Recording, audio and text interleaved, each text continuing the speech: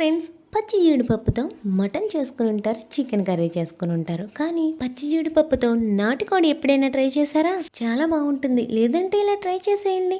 మేము ఇక్కడ country chicken లో నాటుకోడి తీసుకున్నామండి. నాటుకోడి స్కిన్ తోనే బాగుంటుంది కదా. మేము ఎప్పుడు నాటుకోడి తీసుకున్నా పై స్కిన్ కి వాళ్ళు పసుపు రాస్తారు కదండి. మేమైతే అసలు బయట పసుపు రాయిపించం. ఎందుకంటే ఒరిజినల్ కాకుండా వాళ్ళు కలరే యూజ్ చేస్తారు కాబట్టి. ఇంటికి తెచ్చుకున్న తర్వాత ఇంట్లో పసుపుతో అలానే ఉప్పు కళ్ళు వేసి బాగా క్లీన్ చేస్తాను అనమాట. చికెన్ ని వాటర్ తో ఒక 2-3 టైమ్స్ క్లీన్ చేసుకున్న తర్వాత కుక్కర్ లో వేసి విజిల్స్ వేయించాలన్నమాట.